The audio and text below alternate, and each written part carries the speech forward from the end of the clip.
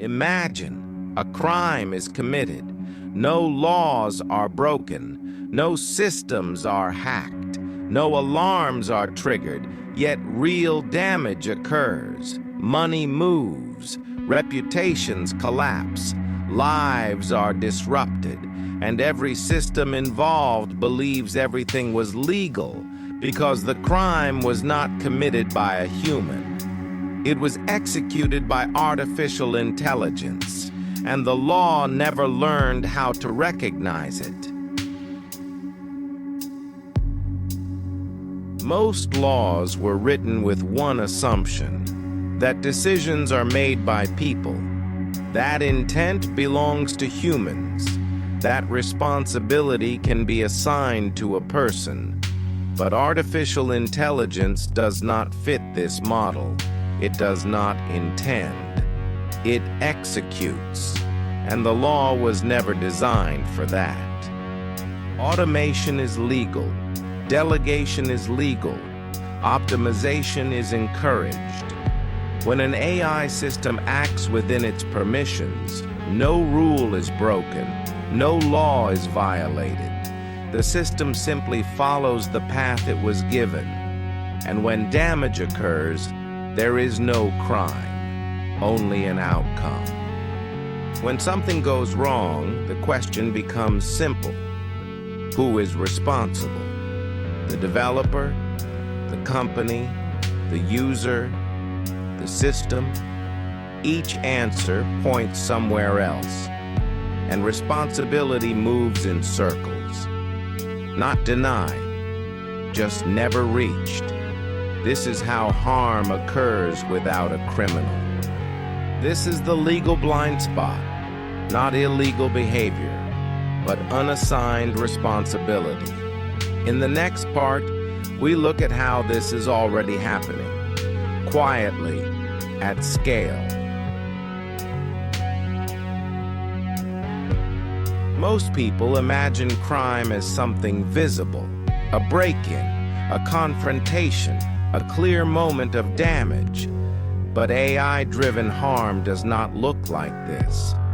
It happens quietly, through automated decisions, through systems acting exactly as designed. Nothing appears broken, and yet real damage occurs. AI systems already approve financial actions. They manage access. They execute transactions. They authorize behavior based on patterns. When these systems act, money moves. Access is granted. Permissions are changed. No fraud occurs. No rules are violated. But the outcome can still be harmful, because legality does not guarantee fairness. In many cases, the damage is not financial. It is reputational. Access is reduced. Opportunities disappear. Trust is quietly withdrawn. Not because a crime was proven, but because a system calculated risk.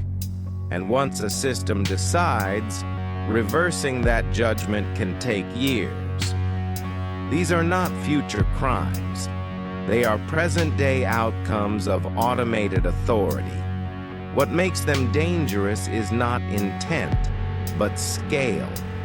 In the next part, we look at why stopping this is so difficult, and why oversight often arrives too late. Technology moves quickly. Law does not. AI systems are deployed in weeks, sometimes days. Regulation takes years. Committees debate. Reports are written. Frameworks are proposed. By the time rules appear, the systems they were meant to control have already changed. Oversight is divided. One agency handles technology. Another handles finance. Another handles civil rights.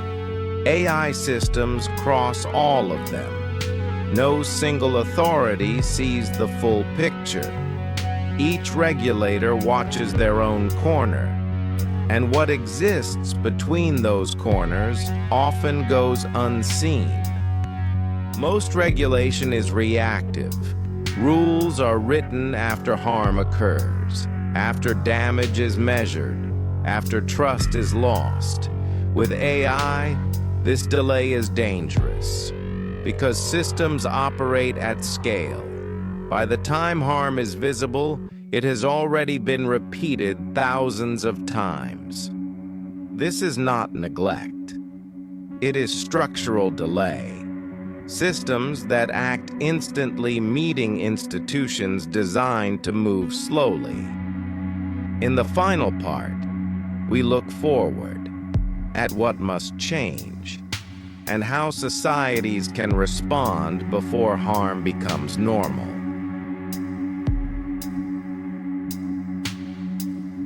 The challenge ahead is not stopping technology. It is redefining responsibility. When decisions are automated, accountability must not disappear. It must be traced, not only to outcomes, but to design choices, permissions, and the absence of human oversight. Future systems must slow down, not to reduce efficiency, but to allow intervention, a human moment, a question, a pause. Not every decision should be immediate, because speed without judgment creates invisible harm, and automation without accountability creates distance. Harm will need new definitions, not only financial loss, but loss of access, loss of opportunity, loss of trust. These damages do not leave evidence that systems recognize, but they shape lives. And without recognizing them, societies will normalize harm without naming it. The future does not arrive with warnings. It arrives through systems we already trust. The question is not whether change is coming. It is whether we notice it in time, before harm becomes routine, and before responsibility disappears completely. FutureCrime Lab, exploring tomorrow's risks before they become today's reality.